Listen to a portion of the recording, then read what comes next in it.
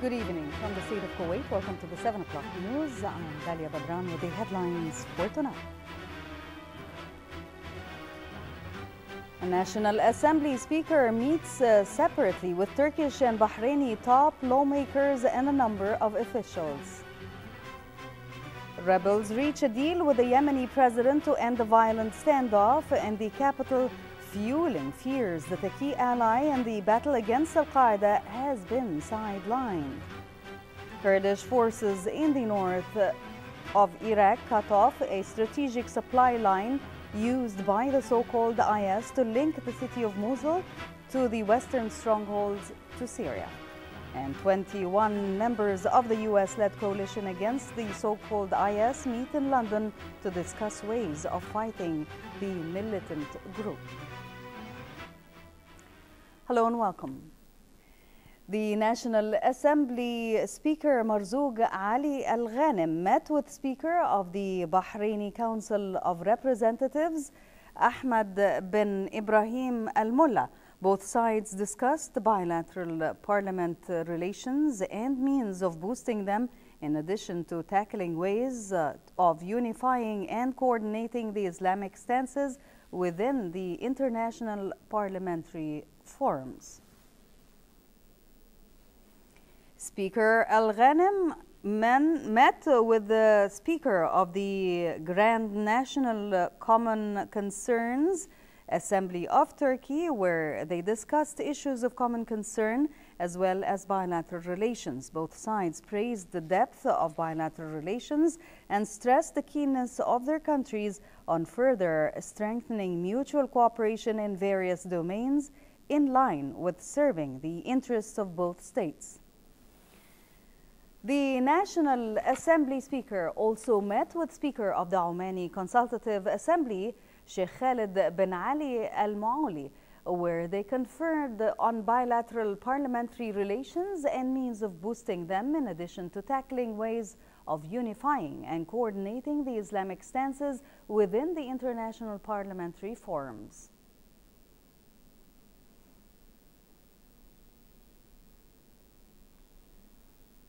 Al Ghanem met with Speaker of the Iraqi Council of Representatives, where they covered mutual ties and means of consolidating them in all domains, in addition to tackling the latest regional and international developments. This came within the framework of the meetings held by Kuwait's parliamentary delegation taking part in the 10th session of the Parliamentary Union of the Organization of Islamic Cooperation Member States. His Highness Sheikh Jaber al-Mbarak al-Hamad al-Sabah, the Prime Minister, paid a visit to the late Sheikh Jaber al-Ahmad al-Jaber al-Sabah Causeway project, Al-Sabbiya Causeway, to check on its progress. His Highness the Prime Minister opened the visitors and the media centers of the project and attended a briefing on the press of the project. The Prime Minister expressed pride on how the project was carried out, stressing that naming it after the beloved late Emir Sheikh Jaber al-Ahmad was a befitting gesture to the achievements of the late Kuwaiti leader. Speaking about the project, the Minister of Public Works and Minister of Electricity and Water, Engineer Abdulaziz Abdul Latif Al-Ibrahim, said the Sheikh Jaber al-Ahmad Causeway links Kuwait City and Al-Sabbiya area through a bridge across the Kuwait Bay area. He added that the bridge will be 36 kilometers long, noting that the Causeway project was part of the state's development plan. His Highness the Prime Minister was accompanied during his visit by the Deputy Premier and Minister of Defense, Sheikh Khalid Al-Jarrah Al-Sabah, a host of ministers and top officials of His Highness the Premier's Diwan.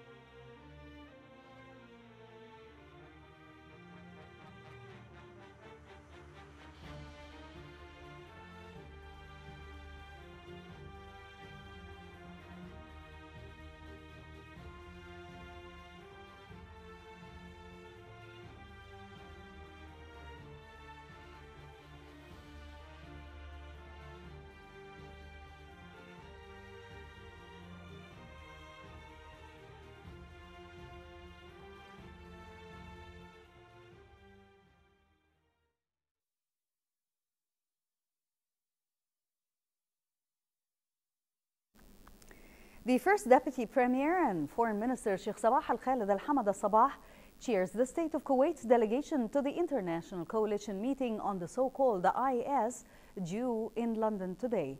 The meeting will discuss efforts of the anti-IS coalition in the fight against the insurgent group and terrorism in general for supporting security and stability in the region and the world at large. Houthi rebels reached an agreement with Yemen's President Abdurrabbu Mansour Hadi to end the siege of his residence and call off a rebel offensive that the government and regional Arab states have decried as a coup attempt. Hadi agreed to the deal after Houthi rebels seized his presidential palace and his residence about 3 miles away.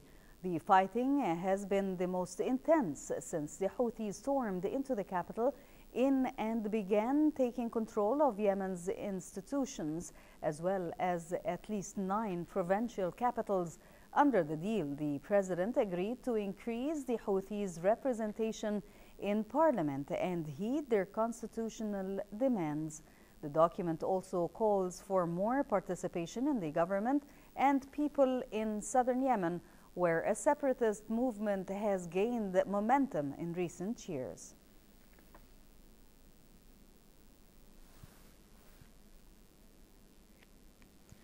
Kurdish forces said they had cut off a strategic supply line used by the so-called Islamic State or the IS to link the city of the western strongholds and forcing the group's fighters out of at least 8 nearby districts. Aided by US-led coalition airstrikes that began overnight and continued during the ground attack, Kurdish Peshmerga fighters advancing from 5 directions seized a critical crossroads at Kisk, west of the country. If they manage to keep the route blocked, it would help isolate from the swathe of territory across and which IS seized last summer. Meanwhile, 21 members of the US-led coalition against the IS attended a meeting and today to discuss ways of fighting the militant group.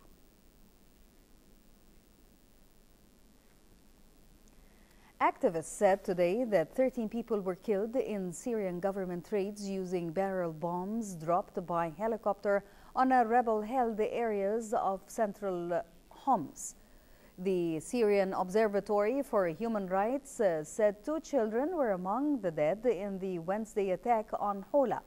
The Britain-based group said new raids using barrel bombs were carried out in the provinces of Homs and northwestern Idlib, but there was no immediate toll.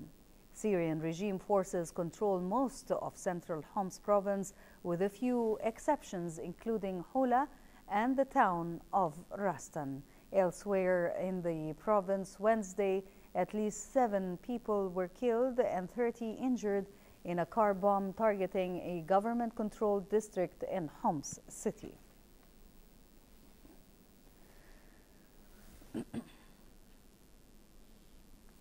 British Prime Minister David Cameron told the Iraqi Prime Minister Haider al-Abadi today that he supports the new Iraqi government ahead of a meeting of the US-led coalition against the so-called IS. Prime Minister Abadi said that his country's forces have reversed many IS advances, but Iraq is facing a real crisis.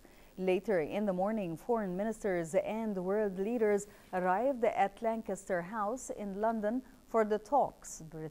British Foreign Secretary Philip Hammond is hosting senior officials from 21 countries to discuss how they can step up their campaign against the IS militants in Syria, Iraq, and elsewhere.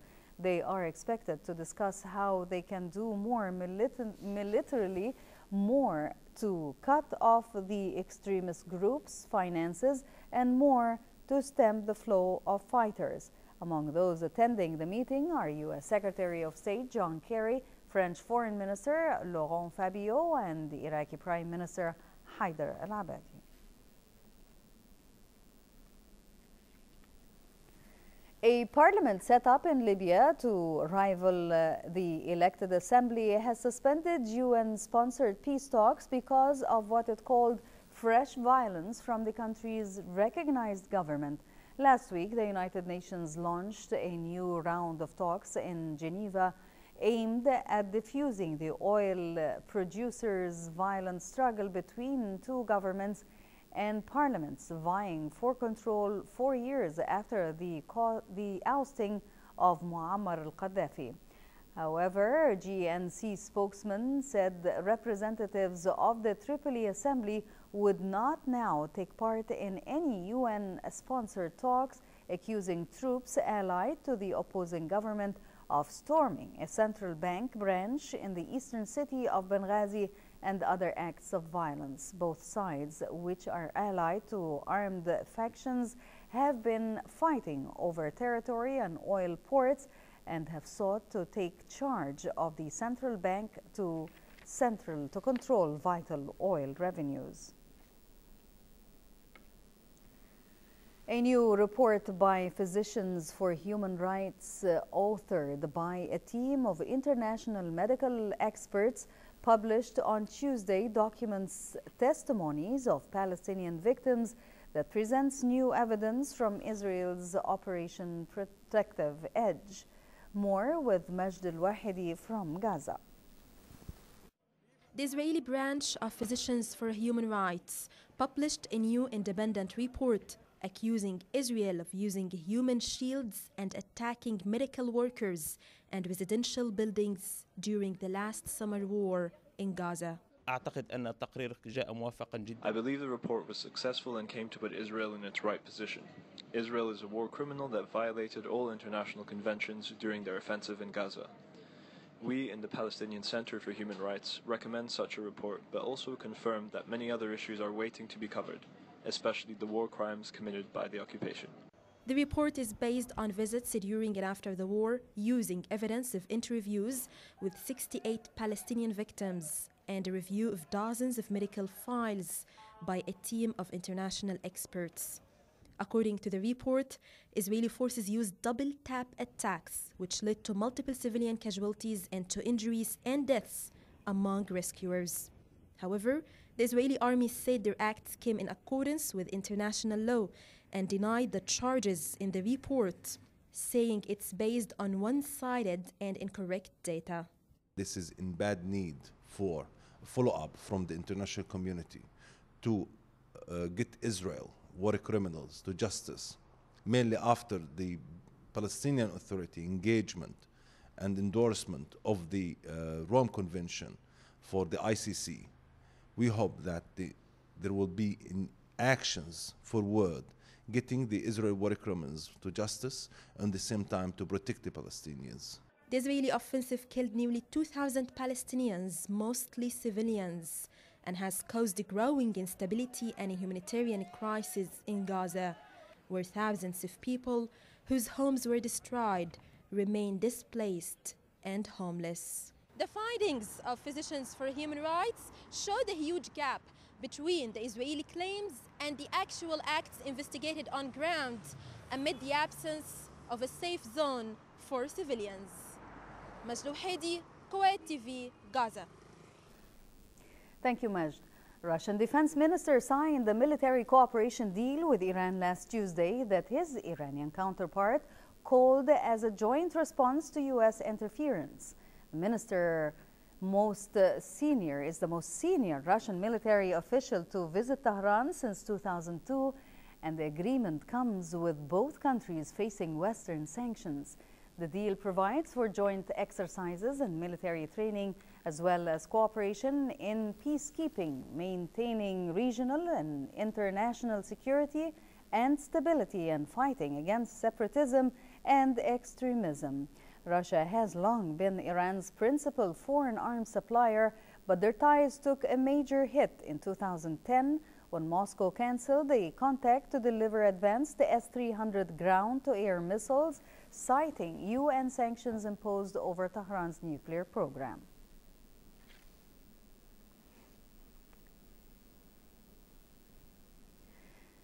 Japan said It is exploring every avenue to save two hostages who the so-called IS militants say they are holding. Chief Cabinet Secretary said that the government was trying to contact the hostage takers, but that it would not give in to terrorism. Tokyo, which lacks strong diplomatic ties in the area, believes the deadline expires on Friday.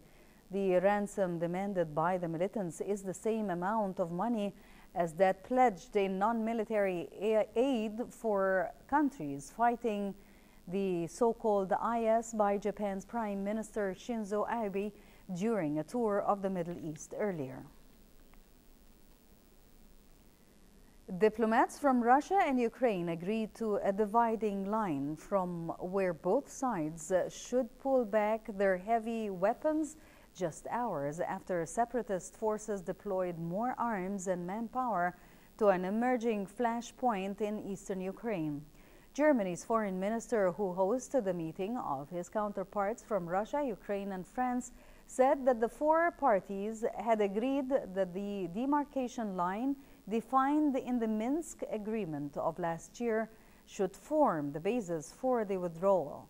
Under the plan, Ukraine and the pro-Russian separatists would pull back their heavy arms on either side of the line, though there was no agreement on a withdrawal of all troops.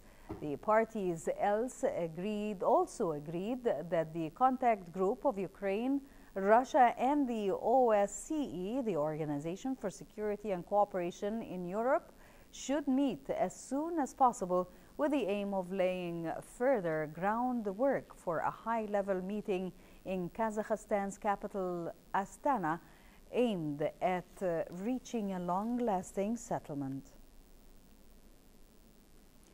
Hala February 2015 festival kicked off at Kuwait Towers in its 16th edition of the annual festival, while celebrating the naming of His Highness the Emir Sheikh Sabah Al-Ahmad Al-Jaber Al-Sabah, a humanitarian leader by the UN. The opening ceremony of the festival included laser cars and planes, as well as concerts with various governments and civil societies participating in the festival. Hala February Festival is an annual festival which is organized by the government, while February coincides with both Kuwait's National and Liberation Days. Here is more to you on the occasion in this report by Salim Al-Kandari. In its 16th edition, the annual Hala February Festival celebrated this year not only Kuwait's national and liberation occasions, but also proudly celebrating naming His Highness the Emir Sheikh Sabah Al-Ahmad Al-Jaber Al-Sabah, a humanitarian leader by the UN. We're participating in many stations. We have the fire prevention, we have the marine rescue, and we have the fire station, the normal fire station, where for the car accidents and the fire accident stuff. Today we have this carnival for Hala February Carnival. We're participating in many tools and equipment we have shown in here, and we have also the fire pumps, and also we have the one of the biggest tugs in the world, the Mufid. It's a firefighting boat, or we can say a tug, and it has many options like hydraulics and stuff, and it's one of the best boats in the world for firefighting and water rescuing. We've just arrived and it's absolutely wonderful. There's so many people. We watched the air show. The air show was amazing. We've got these beautiful helicopter things that are flying around with the Kuwaiti flag. It's really fun here. The festival began with the various ground and air shows, including wider government, civil society institutions, and also foreign attaches to Kuwait participating at the opening site. The one-month festival includes various activities and events such as shopping, musical concerts, poetry events, cultural seminars, and art shows. As you saw in this report, this is the Hell of a Briar Festival. It's an annual festival that is held here in Kuwait every year, and actually it is every year expanding furthermore with furthermore participation from various institutions. The police is here demonstrating their activities, their role, and also the vehicles and the machines that they use. The fire department, the health ministry is here, and every other institution is making the public aware of safety and security. And also the children are all here enjoying this ceremony, celebrating Kuwait's independence and also celebrating Kuwait's Hell of a Briar Festival. From the site of Kuwait Towers, this is Salim Kenderi reporting for the English News. Thank you, Salim. On the occasion of the 21st Al Grain Cultural Festival, the National Council for Culture, Arts and Literature, in collaboration with the French Institute in Kuwait, presented French-based musical band Lojo performance at the National Museum Theatre. The band has released more than 13 of their own albums, and our reporter Ghanwa Al-Jabouri was there and has more. Lojo are a French-based musical band who have great artistry, great technique, and above all have amazing abilities at entertaining their audiences. Music lovers had the privilege to listen and watch Lojo play their eclectic music live from the National Museum Theatre, where the night was nothing less than a huge success. So Lojo is a band, it's a music band doing world music. It's a mix, a fusion of music between French songs and many different kind of music coming from all over the world. So you will see on stage many different instruments from Africa, from India, from many parts of the world. So it's a very specific style of music. Lojo is doing their own kind of music. We can put a label on it.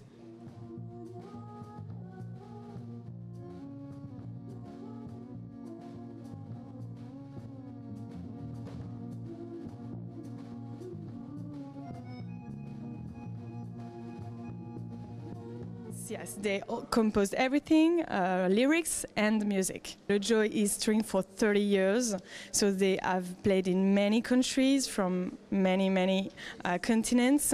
But it's their first time here in the Persian Gulf, so they are really happy to share their music. And what we say about Lojo is that they are not playing world music, but a whole world of music. It's like their own kind. It's really special. Lojo is currently composed of 6 members. Their music is a mix of many influences, styles and cultures, which is why it is often described as world music.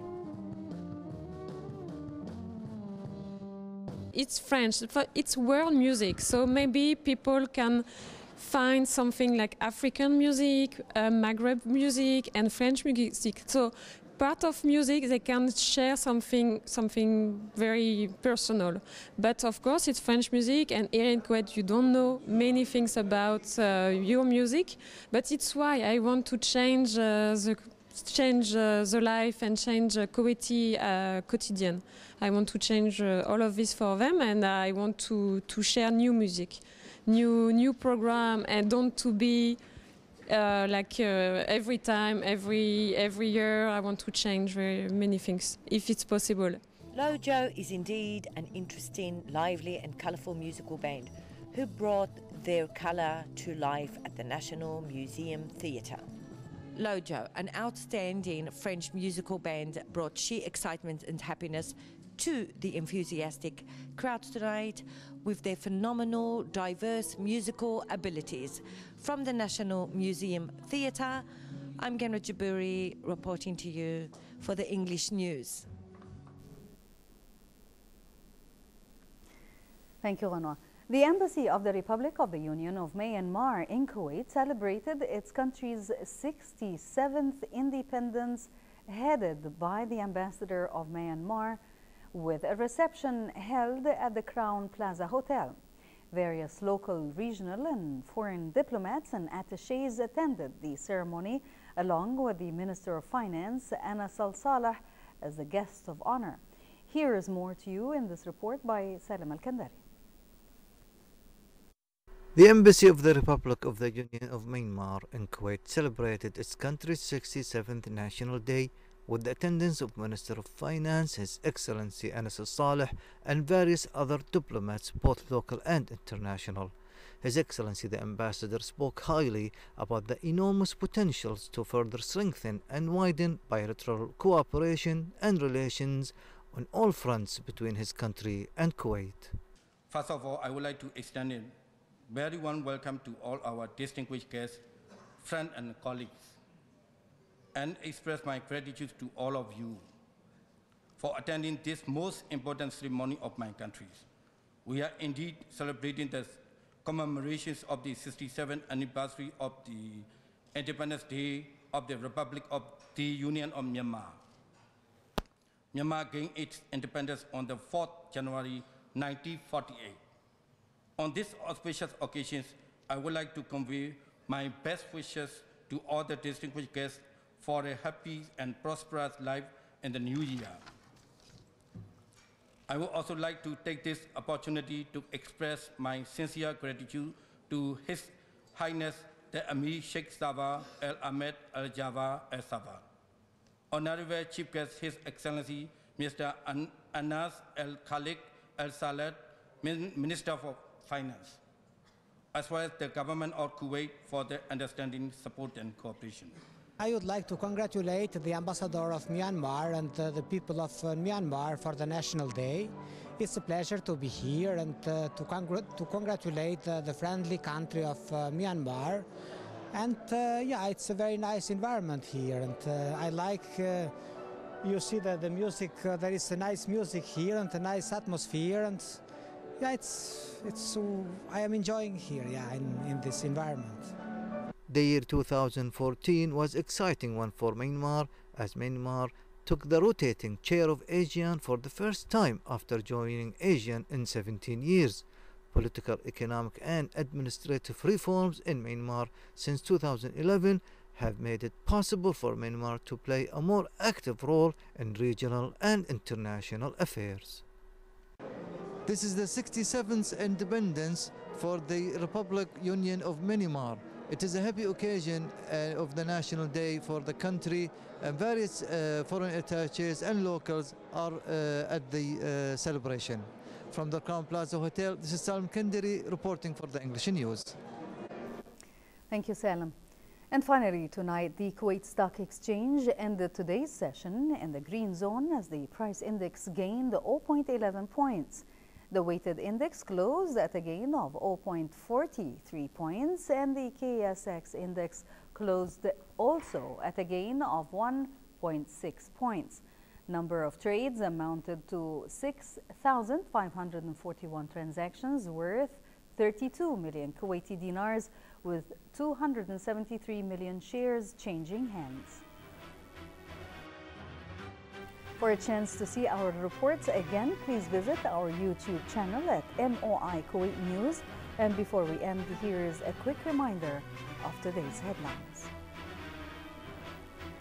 National Assembly Speaker meets separately with Turkish and Bahraini top lawmakers and a number of officials.